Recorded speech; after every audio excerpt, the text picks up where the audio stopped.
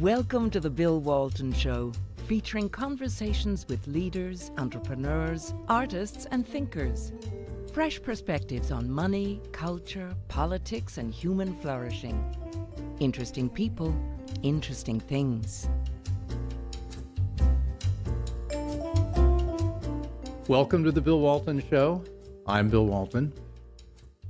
Is voter and ballot fraud just a tiny problem compared to the impact of Google search results that are seen 500 million times every day in the United States? Can the tech companies flip voters in elections any and all ways they please without anyone knowing? And how are what they call ephemeral experiences, things like news feeds, search results, search suggestions, sequences of YouTube videos that aren't recorded anywhere, used to manipulate us? And if they are manipulating voters and election results, would breaking up big tech fix the problem? Or is it possible to monitor big tech's manipulations, and if so, to stop them? And here's one that's just come up so importantly recently, is how does the rapid spread of artificial intelligence change the game? Joining me today with some answers to these and many, many, many other questions I have is my returning guest, Dr. Robert Epstein, senior research psychologist at the American Institute for Behavioral Research and Technology. A Harvard PhD, he is a pioneer in discovering and studying the power of Google and other tech companies to manipulate our elections, indoctrinate our children, and undermine our autonomy and freedom. I've also asked my friend Jenny Beth Martin to join me as my co-host. Jenny Beth is the leader of the Tea Party Patriots, whose network reaches millions of Americans every week with education and action items to impact our public policy fights for fiscal responsibility, free market principles, and limited constitutional government. What you may not know about Jenny Beth is that her first career was in information technology, and she brings tremendous subject matter expertise to today's conversation with Dr. Epstein. Jenny Beth, Robert, great to have you here. Thank you Great so to much see for you both having again us. and talk about this. Robert, you've wandered into this over a period of a decade. I mean, what first triggered your interest in this? Well, like everyone, I was using Google's search engine because it works so good. And then one day, in fact, this was January 1st, 2012, I believe, I got a bunch of messages from Google saying that my website had been hacked and they were blocking access to it. Everyone gets hacked, so that's not the big shock. But what got me really intrigued was, why was I hearing from Google? Why was I not hearing from some government agency or a nonprofit organization? In other words, who made Google the sheriff? And I was very interested, too, from a technical perspective, about how they were blocking access to my website and a lot of my online psychological tests and other things. What do you mean blocking access?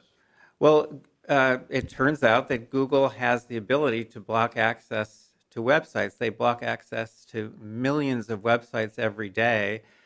There was a particular day in 2009, I believe, possibly March 31st, where they blocked access to the entire internet for 40 minutes. They admitted it, too. I mean, this was reported by The Guardian. So they have powers. I started to look at them a little bit differently, not just as some useful toy, but what is there about this company? Is there, what kind of powers do they actually have, and who gave them those powers, if anyone? So I just started to get curious, and over time, and by the end of that year, I was starting to ask specific questions about Google, because there was coming out at the time in the marketing field, there was research showing the value of pushing yourself somehow up one more notch in Google search results, and what that's worth financially, and what happens if you can't get on that first page of search results, or what happens if they demote you. So there was research coming out about the importance of search rankings, and I simply asked a question, which is, well, if people are so trusting of high-ranking search results, could we use those to change people's opinions about things and maybe even to change their votes? And I'm a researcher. I started running controlled. You were a publisher or editor of the Psychology Today, Yes, I was. and you're not a. I mean, I'm a Tea Party guy. You weren't among us at the time. You're not a Tea Party guy. You actually voted for Hillary Clinton. I've spoken to Tea Party groups, Yeah. for sure. I say actually. I mean, Yeah, really? but I know I'm not. I'm not a conservative. I'm not Yeah. a Republican. Yeah. And in a way, when I started to find out about Google and to a lesser extent some other companies, when I started to find out that they not only lean left, but that they push millions of votes in one direction, that is towards Democrats. I mean, part of me was thrilled. But another part of me was horrified because I realized, wait, this company, they have no accountability to the public. I mean, maybe they're supporting Democrats right now, but what might they be supporting tomorrow? Are they supporting, uh, in other countries, are they supporting the left? In some countries, it turns out they support the right. In China, they work with the Chinese government to help control 1 billion people. I mean, the point is, the more I have learned over the years through the research I've done, the more I've learned about them, the more concerned I've become. Jenny Beth, why don't you jump in? I've had concerns about Google for years, but I still use Google. So I use them understanding that there are issues with them. Back in the 2000s, probably sometime around 2006 or 2007, they were upset with China because of some sort of censorship issue in China. So I think they were complying with what China asked regarding censorship. But in America, they were not doing anything at all to limit child pornography, at least at the time. And I just sat there thinking, this is so wrong. Why would you be giving in to the Chinese government and not doing something to make sure that exploited children aren't being, the images and videos of that are not being spread online? And it always just struck me, and I realized, so this is almost 20 years ago now. I realized this is a company that cares about things that I cares about things differently than I do. And they've continued. That was the first way that I just started going, there's a problem here. And we've seen that problem in many, many different ways over the years. But the kind of information that they collect from people and the ranking that you were talking about, those back when, before the Tea Party movement started, I had a mommy blog. And you always had to be very careful that you didn't get sandboxed in the Google search, because if you got sandboxed, they put you in, it's like a timeout for 30 days or more, and you're not going up in the rankings. And as you're trying to start a blog that you ultimately wanted to be able to have ads on to make money on, that isn't a good thing. It is not a good thing for you. So what you were just saying about how the effects of what happens if you're not on the first page, I was, before 2009, working on trying to create websites to land on the at the top of the search engine for them. And in the process, you don't know exactly what their algorithm is. You never quite know what their algorithm is because they're not transparent about that. Well, they're very secretive, and there are some big problems that people are generally unaware of. In fact, Jenny Beth, I was shocked to hear that you are still using Google services of various sorts, because you positively should not do that. I know more about this company and the danger that they pose than anyone in the world, and that's the last thing you want to do, is use their services. Because the first that would be Gmail, that would be the Google search. What else? Or tick off what we ought to be Well, worried about? it's Google Maps, Yeah. it's Google Docs, which young people use to prepare all their papers for school. Yeah. In fact, the ones you've heard of, Chrome, which is their browser, monitors every single thing you do online. If you have an Android phone, Android is Google. Android monitors what you're doing on your phone, even if you're offline. It's still collecting information, and the moment you go back online, it uploads all the information to Google. So it's tracking your location, it's tracking your voice, it's tracking every single sound, and not just tracking, it's recording all the sound that it hears. But those are just platforms or services that you've heard of. Google is actually surveilling you and your kids and your loved ones over more than 200 different platforms, most of which people have not heard of. So, quick example, most websites, millions of websites use Google Analytics to track traffic to their website. Well, according to Google's terms of service, I'm probably one of the 3 people in the world who've actually read that. If you're I curl up with it every night to Sure. put me to sleep. If you are using a Google service such as Google Analytics, then they have a right to track you. So in other words, on all of those websites that use Google Analytics, which Google provides for free to companies around the world, if you visit any of those websites, Google is tracking every single thing you do on those websites. So there are actually more than 200 different ways in which they're tracking us. They bought Fitbit a few years ago, so that gives them physiological data 24 hours a day. About 7-8 years ago, they bought the Nest smart thermostat company, and the first thing they did after they started making smart thermostats was they put microphones in them. Oh, yes, yes. The So every public thermostat cameras. in your house, well, the new ones have got the microphones.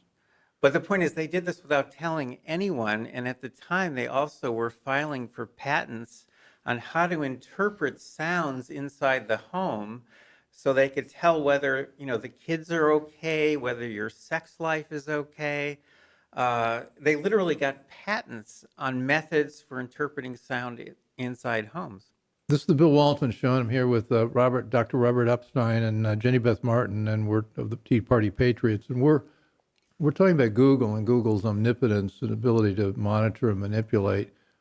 And let's talk about the people in Google. I'd like to put a human face on it because people at Google, what's the culture of Google? We got Sergey Brin, and the other fellow is Larry Page. Larry Page, who I actually met 12 years ago when they were children, but they were billionaire children. So, but what's the culture like, and what is it that and has that changed in the 10 years since you started following and getting into the Google world?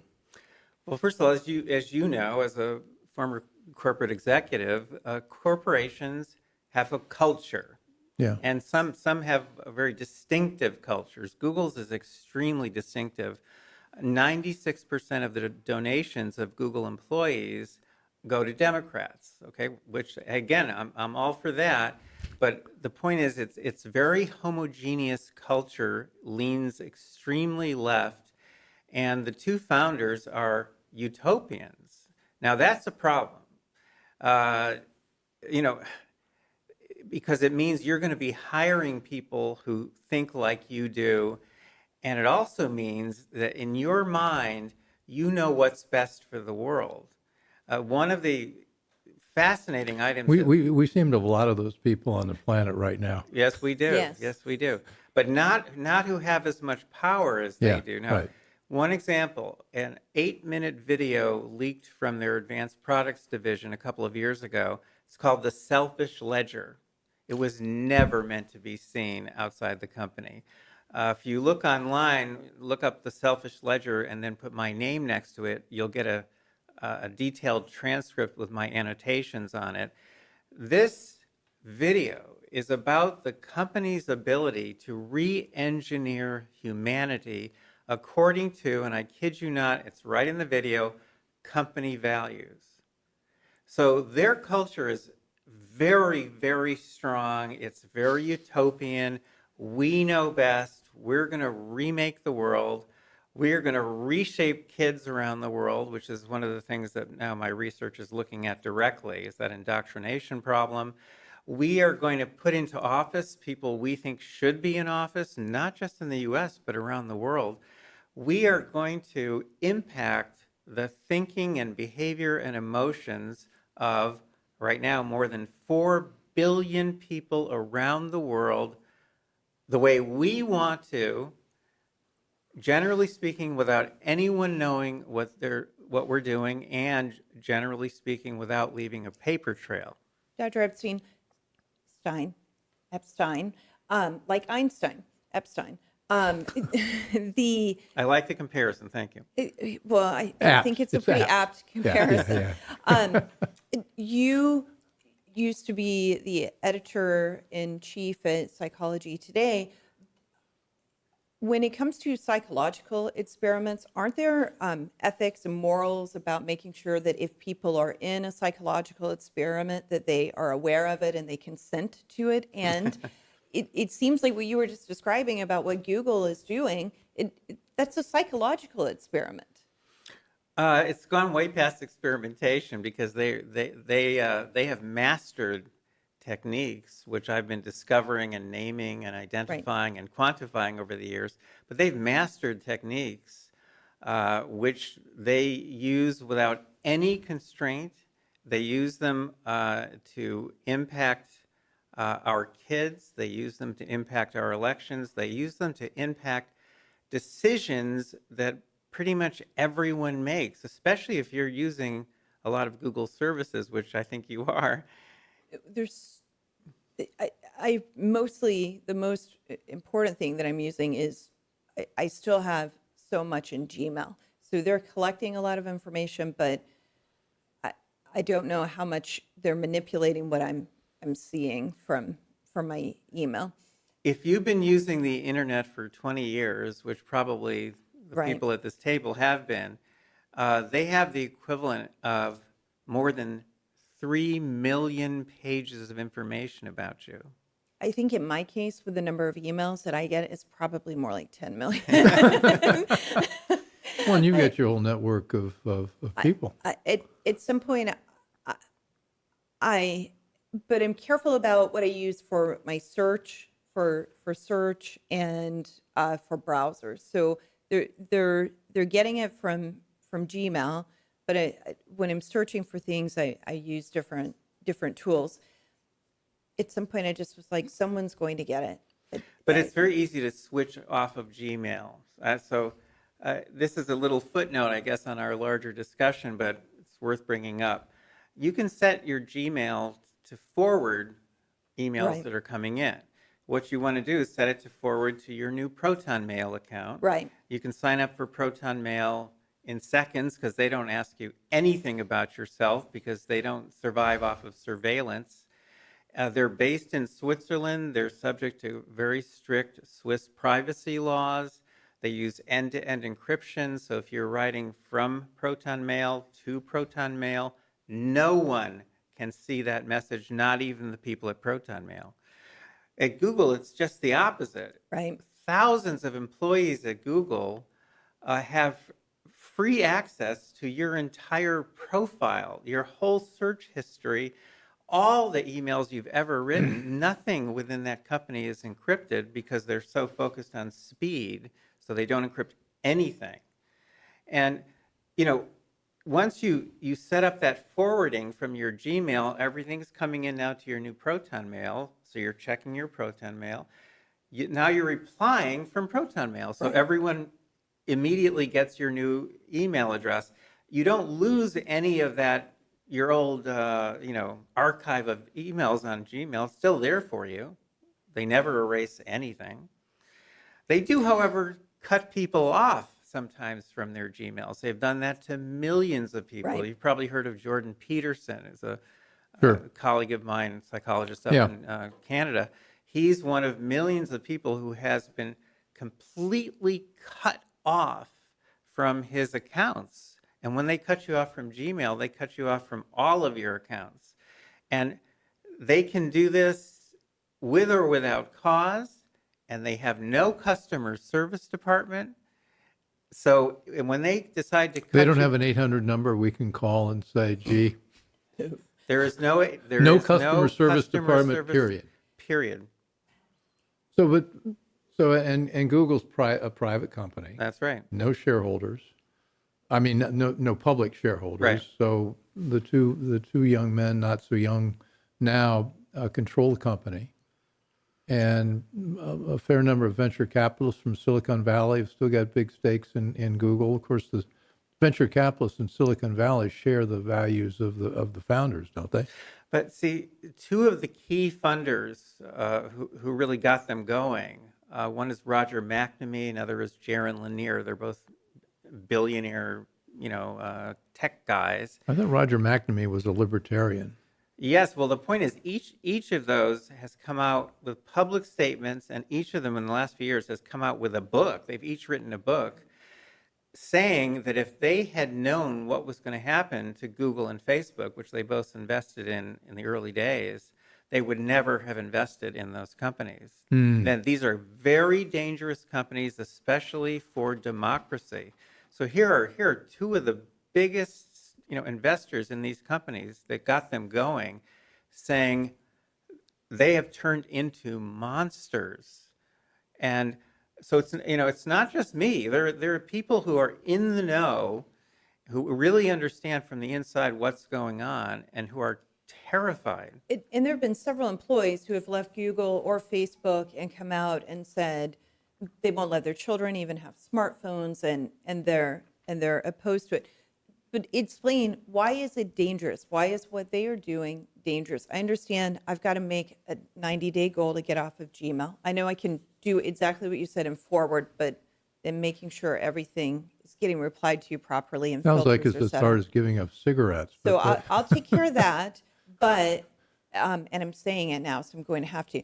But why is it dangerous? I understand the dangers a good bit, but I'm sure that people who are listening may not. I could go on forever about the dangers. well, I'll give you a start. Please. some Scare us to death. some glimpses here. Okay, first of all, you think of Gmail like it's the United States Postal Service, right? But it's not. The U.S. Postal Service, they actually do preserve your privacy unless they get a court order, and they also have to deliver the mail. They must deliver the mail. Okay, so Gmail pretends it's a free, postal service, except they're not subject to any rules or regulations of any sort, and they don't have to deliver your mail. And they can, if they want to, they can take millions of emails coming, let's say, from the Republican Party that are going out to constituents, and they can send them right into people's spam boxes, so no one ever sees those. In fact, the RNC sued Google last year because, in fact, they were doing just that. They don't have to deliver mail. They can alter mail, believe it or not. And then, of course, there's the surveillance. They read your emails. The Postal Service doesn't read everyone's emails and put all the information into everyone's profiles. But we're talking about massive surveillance on the one hand. Number two, we're talking about massive censorship.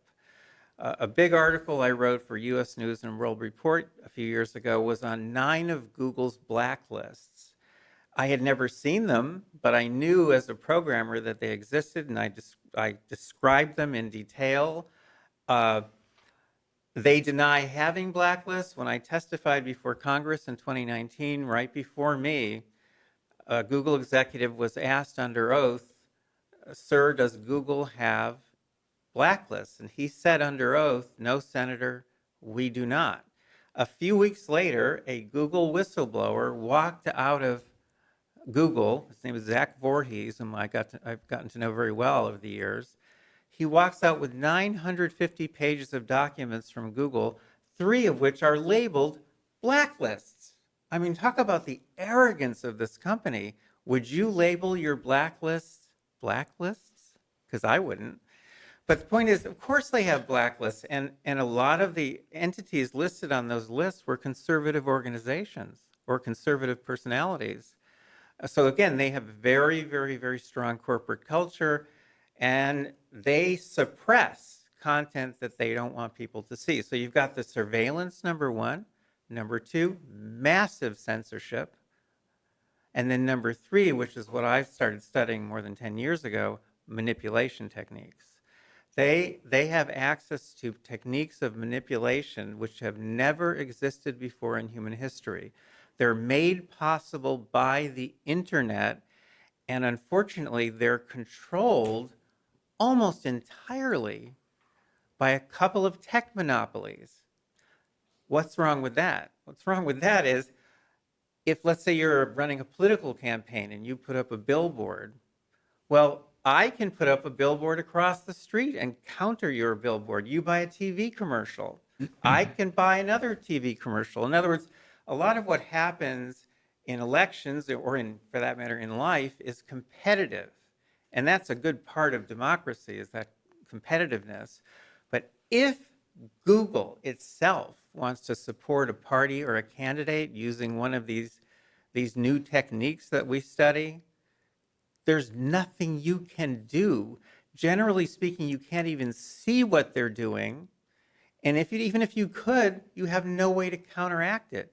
And they can implement those techniques free of charge to them, cost them nothing, and they can implement them on a massive scale, not just around this country, but around the world.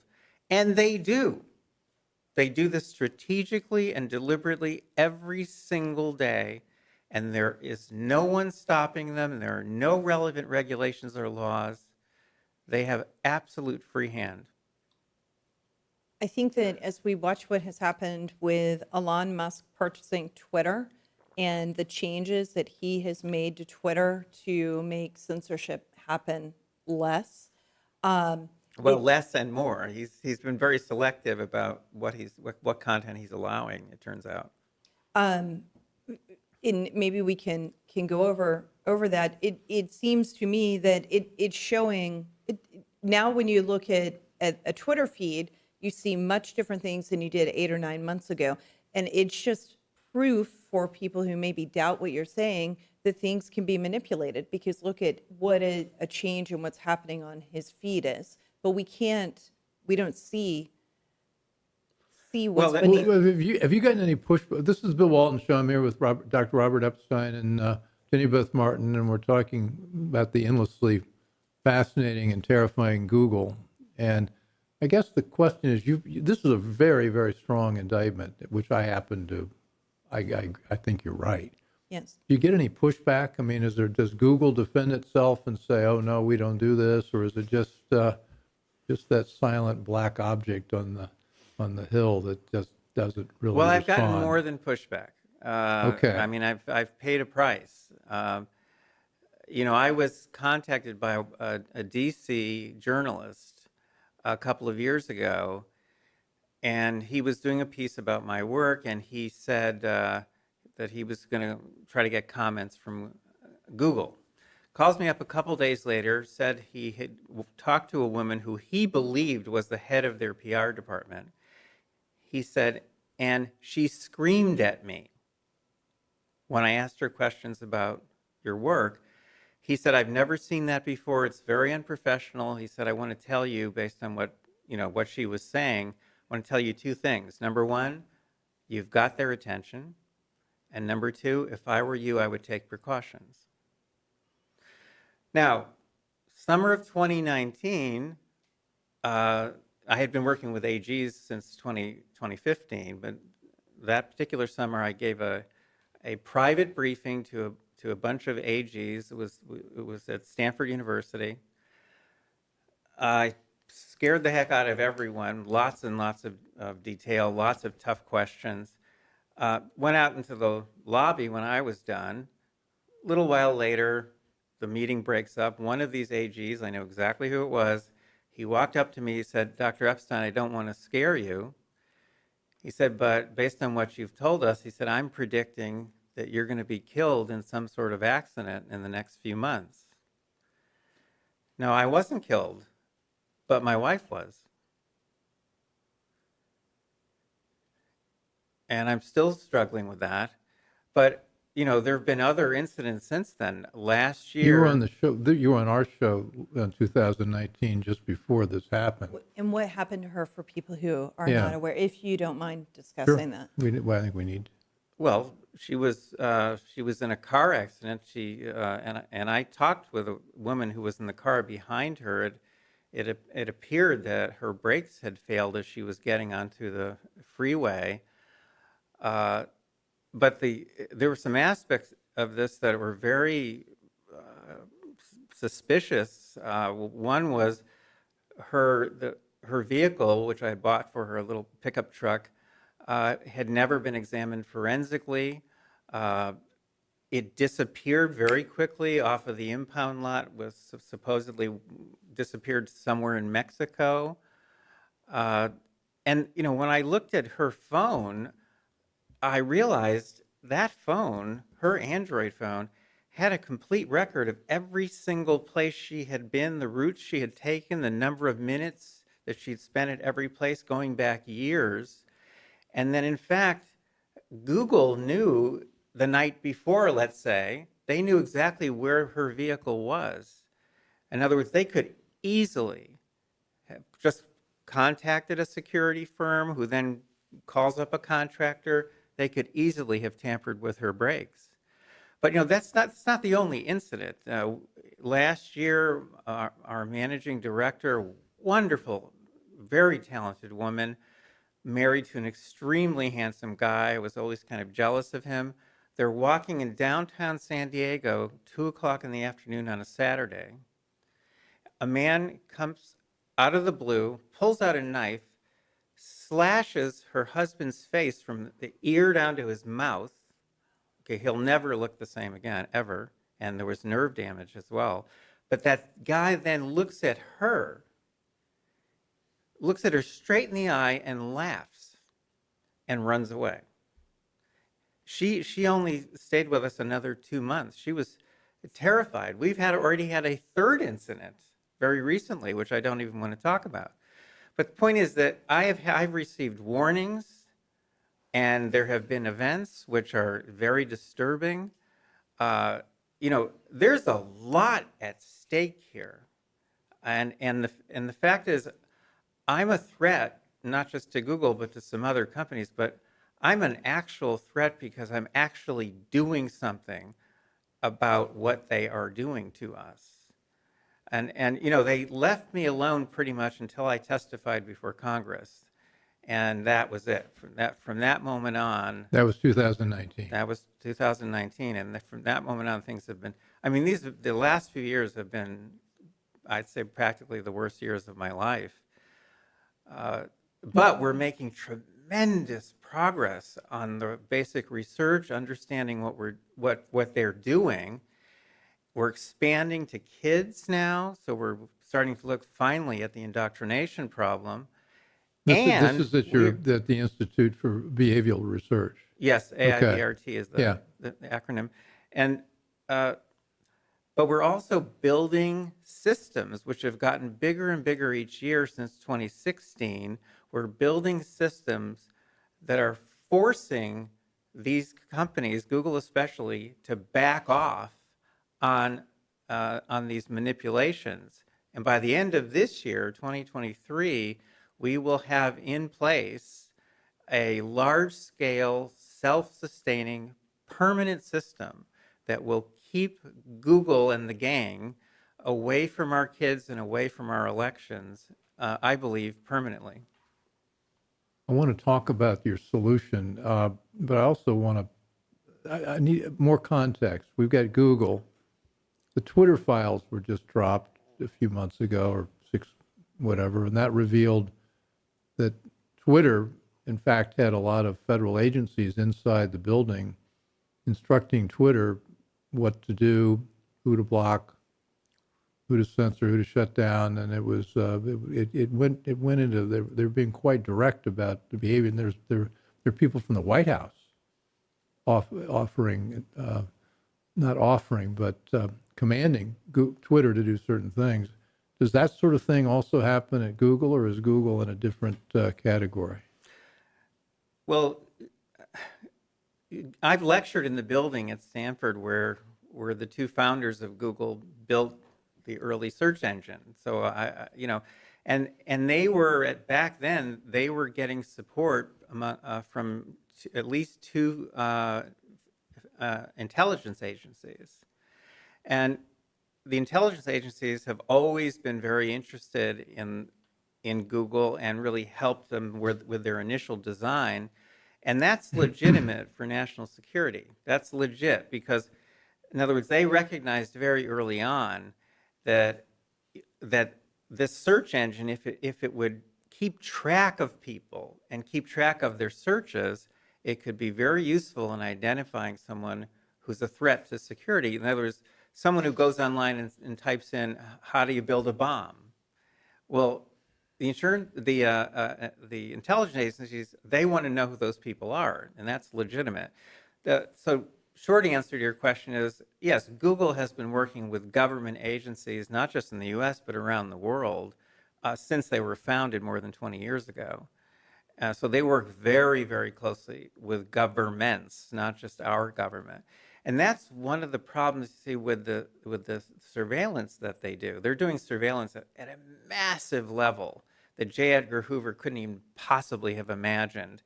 And it's 24 hours a day, and it's over many, many, many different kinds of platforms that, again, most people haven't even heard of.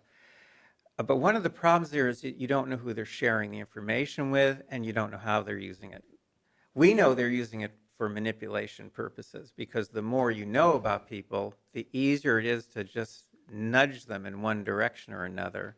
But the fact is, if you look at their terms of service, it says they have a right to share the information they're collecting with their unnamed business partners. And as required by law. So this is in their disclosure document. Oh, yeah. Which you've read. Yes, they also share that information with thousands of outside consultants. Yeah. So you don't know where that information is going, and you don't know how it's being used, and they're subject to being hacked like anyone else is. So I mean, that information, that massive amounts of information about everything you've ever bought, any website you've ever looked at, it's everything about you. It's everything about your family history, your sexual history, your disease history, even your genetics. So it has access to medical records. Well, that's one of the reasons why the COVID pandemic was very, very valuable to these companies, Google especially, because that gave them full access to medical information, which they had never had before. And you go into doctor's offices, and they will use Android devices. They'll hand you an Android device as soon as you walk in. Maybe sometimes it's an Apple asking you to check in, and then to check a box acknowledging their terms of service. And I always fill it out, and I get to that box, and I'm like, I'm not checking that. And they don't know what to do, and I'm like, I'm not checking that. I'm not giving you permission to give my medical information to third parties the way that you have it designed here, the way you're saying it here. Because it doesn't sound like normal HIPAA, like we're giving it to your insurance company. They're giving it to Google or to whoever else, software companies to use. But here's what you don't know. See, I when they hand me those tablets, I say, nope, sorry, and I just hand it right back. I don't see you filling out one of those tablets. No. I don't even have a normal phone, by the way. Your phones are all surveillance devices. I have a secure phone, and it doesn't do that. So I have the kind of phone that people in intelligence agencies use. We actually build them for our staff members. Where'd you get it? What's the price point? The price point's about the same as any other. Is there a brand? I mean, we're going to sell also. We're going to sell Proton. I mean, we're going to push iPhones or phones. Well, what we do for ourselves. Yeah. But when people ask me, well, where can I get one? The main place to go right now is a website called degoogled.com. De-Googled. Okay. Degoogled.com. All right. Just be sure if you're going to buy a phone from them, don't buy a Pixel phone because Pixel is Google. Okay. You can't de-Google if you're buying Google products. Not really, not really. But Well, the thing about Google, I'm big on context. There's what 500 billion of online ad revenues or sales every year, and Google's at least half of that. I mean, they've got a 50-60% share of the ad market online. I think it's more than 60%. I think Yeah. so too. Okay, higher. Yeah. And Google buys a company every week. That's right. And That's so right. if you see a fledgling company doing something different, particularly if Google thinks it might compete with its model, what they do is they go and offer somebody 100 million, 500 million, a billion. Sure. Doesn't really matter to them because it's play money. It's pocket change. And they're buying a company a week. Have they picked up pace? I mean, there's an incredible website with all the list of companies Yeah. who are potential competitors who've now been either tucked into Google or purchased and killed.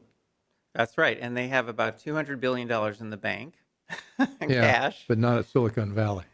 Not at that particular bank. Yeah. Well, no, we're talking about truly a monster.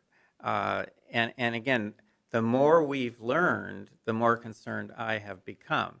Now, I have with me, I don't know how I would show it to you. I could certainly do it when we're off the air. It would be easier, but this is brand new. This is just sent to me by one of our data scientists. But I have with me a 1 minute animation. It's a graph, and it just shows you. We can probably drop that in. Kenny? Yeah, absolutely. If you want to talk about it. Talk about it, and we'll just drop it in. Okay. In fact, this was suggested to me that I should take this animation and I should put myself into the lower left corner of it, talking people through it. It's just 1 minute long, but just this is the way it goes. Okay, well, we're going to start it running. So All right. go. You start running. So what you're seeing is a very simple graph, and it's showing you on Google's homepage on Election Day in 2022, November 8th. It's showing you on Google's homepage, first of all, with red dots and red lines, it's showing you the proportion of conservatives who are getting go vote reminders on Google's homepage, which, as you said earlier, is seen 500 million times a day just in the United States. So we're starting at 10 in the morning, and you're seeing a red dot come on there, and it's showing you the proportion of conservatives that are getting those reminders, and it's close to 100% beginning of the day. And for blue dots, and then connected by blue lines, we're seeing the proportion of liberals who are getting go vote reminders on Google's homepage. And because of their database and all the information they have, they can reliably determine who's conservative. They know. Exactly. They know everything. Okay. They know. So this is based on the best stuff about us and.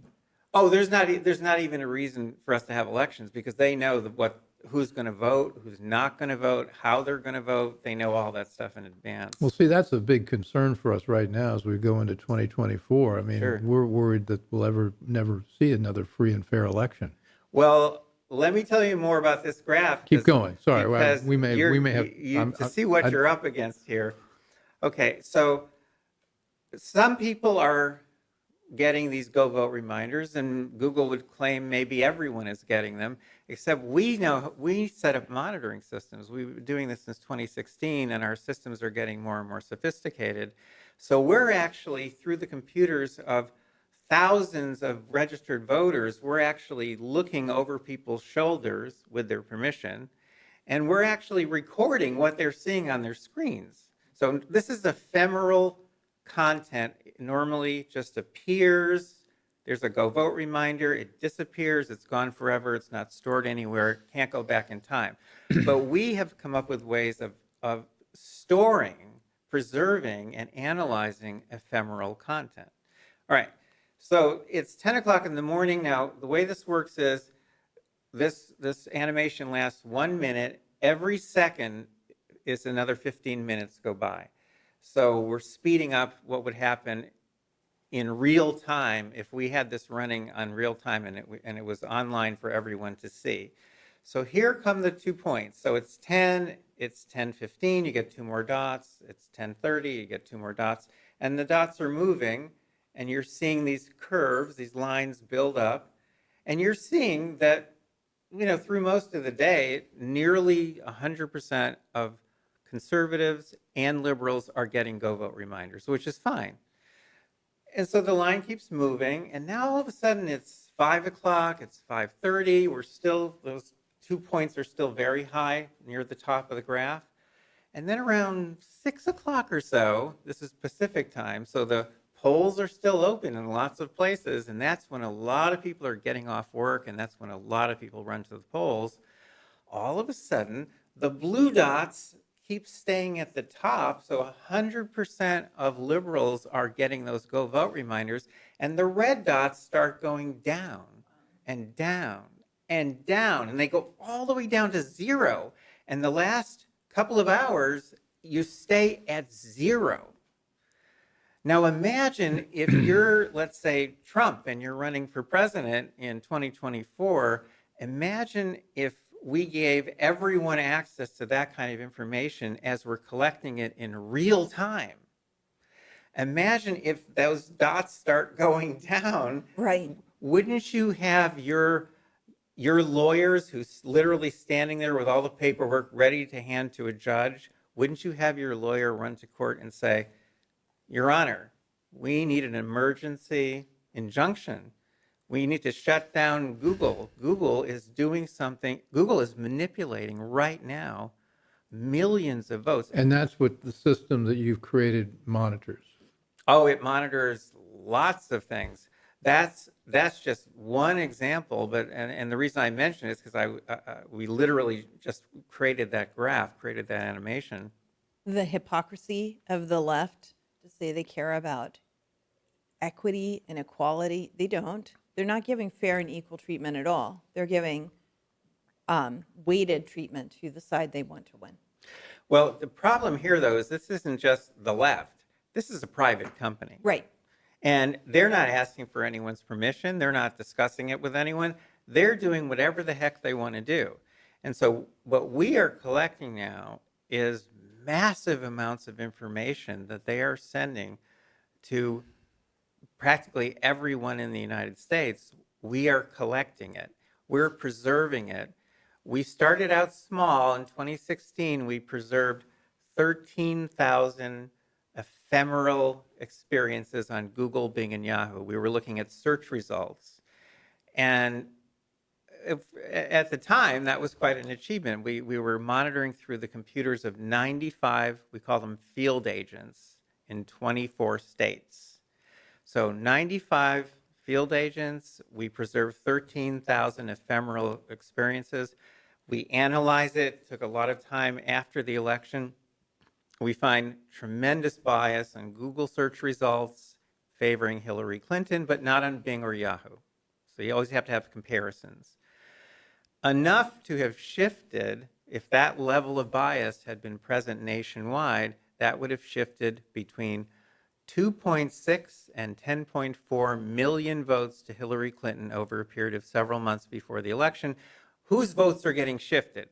They're not shifting diehard Democrats and Republicans. They're shifting the undecided voters. Those are the people they go after. What besides the go vote piece that they do? We talked about all the ephemeral ways to manipulate and what the search results are and what video shows up next when you look at how do they do that?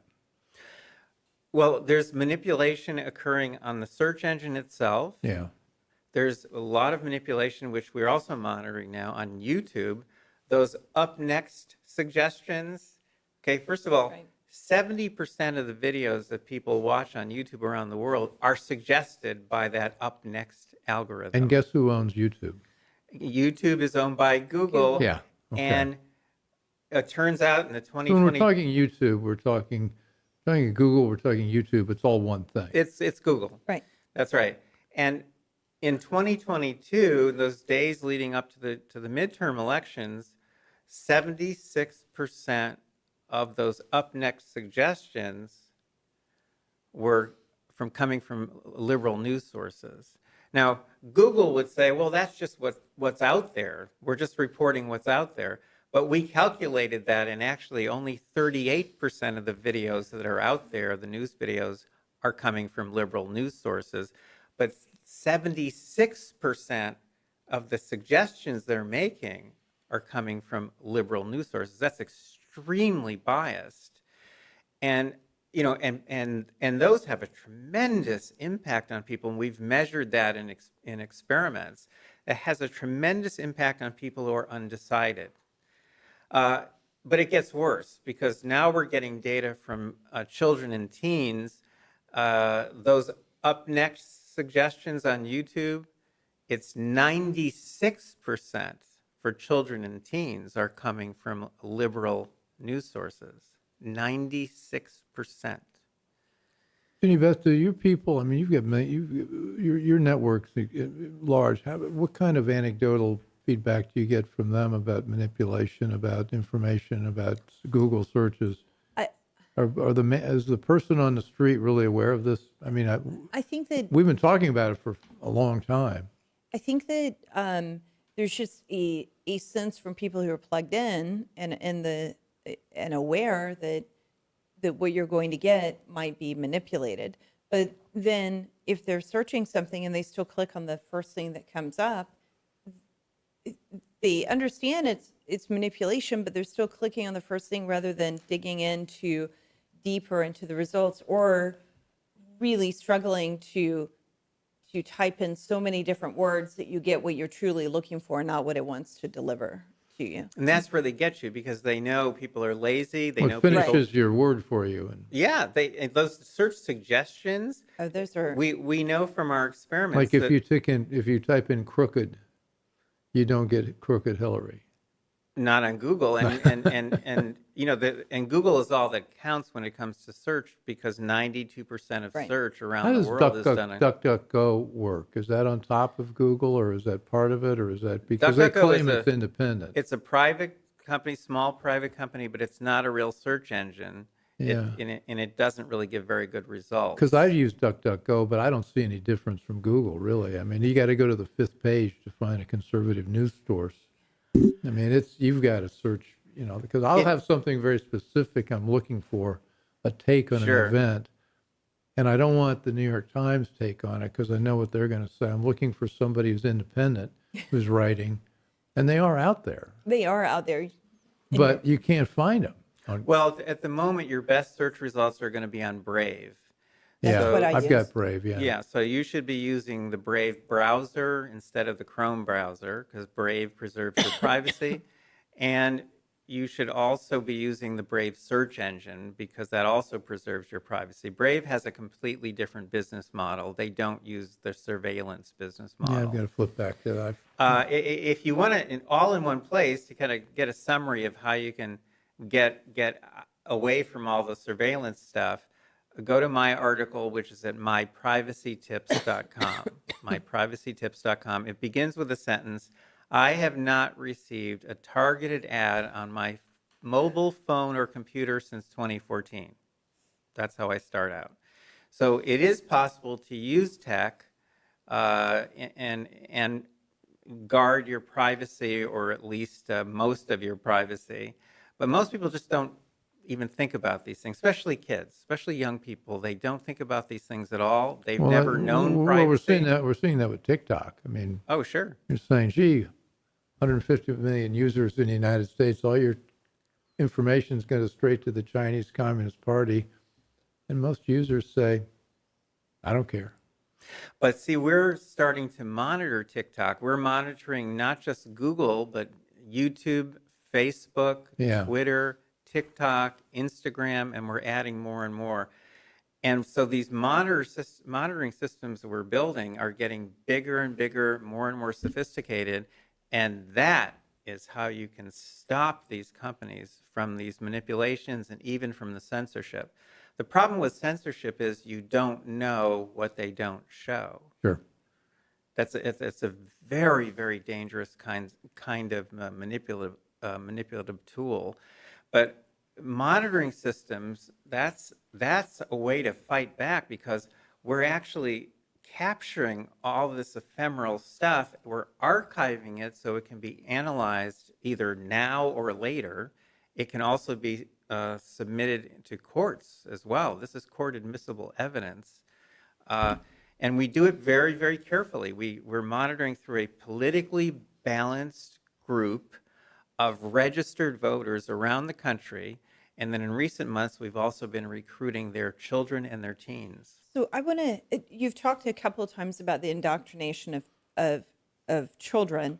One of the things that almost every time that I'm on an interview or just talking to parents and anything comes up about protecting children, I am constantly saying, parents, make sure you are logging into your kids' accounts and look at what they're seeing on their device. Because if you just look at their account, you have a completely different experience than what they actually are getting because of the way the feeds and the algorithms push information to you. What are you seeing? I'm glad that they're giving you permission to monitor the kids, because I think that there are very bad things going on with kids and it's causing social contagions of very harmful behavior. What are you seeing? Well, let's see. How do I explain this? First of all, I have 5 kids myself, and basically parents really don't know what their kids are saying because most of what they're seeing is ephemeral, so there's no record of it. So one of the things that we're going to be doing, it's the equivalent of Girl Scout cookies. We are actually going to be selling an app that parents can install and on their kids' devices, and that will keep track, make a record of all of this ephemeral content. And then the parents can look back and actually see what the kids were seeing. So far, parents really don't know. But I can tell you without any doubt that our children are being subjected to indoctrinations 24 hours a day that is so intense that I think it could legitimately be called brainwashing. And a lot of the mysterious things that seem to be happening with the thinking of our kids, all these mysteries, like these sudden use of all kinds of gender terms or sexual orientation terms or attitudes towards this or that, and these massive changes in thinking among young people that seem to happen almost overnight, those are engineered. They are engineered. And we are going to be able to show, as our system when it gets large enough, we are going to be able to document that. More importantly, we're going to be able to expose it. And I can give you one clear example if and when you're ready for it, where we show that by exposing what they're doing, we can get them to stop. And so by exposing the indoctrination that's occurring, we're going to get them to stop. We know how to keep them away from our elections and away from our kids. It's just a question of scaling up the kind of monitoring systems that we've been building. And we're doing that right now. I mean, literally, on my way over here, I got a notification from the head of our monitoring team. We're now up to 7,455 field agents in all 50 states. So remember, we started with 95 field agents in 24 states. Now we're up to 7,455 field agents, all registered voters in all 50 states. I mean, we need a lot more than that, but the point is we are growing every single day, and now we also have more than 1,500 children and teens. What if someone wants to sign up with you? Do you have the ability for them to do that? Nope, absolutely not. We can't accept volunteers. You have no idea the number of volunteers we get, and I'm very flattered by that, but we can't accept volunteers. Why? Because if we did, Google would send us thousands of volunteers. Google not only employs 100,000 people, it actually, that we know of, it actually has 16,000 outside consultants who are used for special projects. I've been told by a Google whistleblower that Google has a team. They don't focus just on me and my team, but you know, at least part-time, they focus on what I do. And so, no, we can't accept volunteers. And we don't explain to people how we do the recruiting, just like the Nielsen Company doesn't explain how they recruit families to monitor television. Or just like Google doesn't explain what they're doing. They don't So- explain anything. Right. So we've got as usual, we've covered about 1% of what I want to get into with you. We need to do this as a two-part. I promised Jenny Beth, she's got another engagement, and so we're going to be wrapping this up. When you're back, I want to have you back on so we can explore more in depth how you would roll this out, what sort of technologies you're using, who else is doing this sort of thing besides Google, how pervasive this is. I want to talk about the Chinese and what their involvement is. I mean, And artificial intelligence. You mentioned we that. didn't really even touch the artificial Right. I have a intelligence feeling piece. that could take an hour or two. We need a part two. And that's going to make things worse. That's going to make it easier for Google to I manipulate know, people. that's where I was going with Yeah. it. This is going to be a vast Sure. acceleration of their technologies. Okay, well let's plan to reconvene sometime when you're next in the area. And Absolutely. Jenny I'd be Beth, happy we to. get we'll That would- we'll sounds put the wonderful. team back together for Can I the give out one second half of the game. a link? Can I give out a link for people who want more info? Absolutely, that's why we're doing this. Okay, mygoogleresearch.com, very easy to remember, mygoogleresearch.com, and people can go there to look at videos, look at documents, and there's also information there for people who might want to support us, support the research. We can make that as a graphic on this. Let's do that. Let's make sure we get that. mygoogleresearch.com. Okay. mygoogleresearch.com. Okay. All right. Good. So this is important work, and you're a brave man. I mean, this is. There's a lot of forces out there that are trying to shape us, and you're right. You're going right up against them. So thank you, Dr. Robert Epstein. Thank you. We're going to get back. We're going to dig into this more. Jenny Beth, Tea Party Patriots. Thank you. My pleasure. Thank you. Yeah, to be continued. This has been the Bill Walton Show, and as always, you can find us at almost all the major podcast platforms. Although maybe not this one on YouTube, but we are on Rumble, and we're on Substack, and all the audio platforms, and you'll also see this on CPAC Now on Monday nights, and so we'll be tune in there, and as usual, as I usually ask, send us your ideas for upcoming shows and guests, either through a Substack or on our website, and we'll dig into it and hopefully show you the results of your contribution soon. So anyway, thanks for joining, and talk soon. I hope you enjoyed the conversation. Want more? Click the subscribe button or head over to thebillwaltonshow.com to choose from over 100 episodes. You can also learn more about our guest on our Interesting People page. And send us your comments. We read every one, and your thoughts help us guide the show. If it's easier for you to listen, check out our podcast page and subscribe there. In return, we'll keep you informed about what's true, what's right, and what's next. Thanks for joining.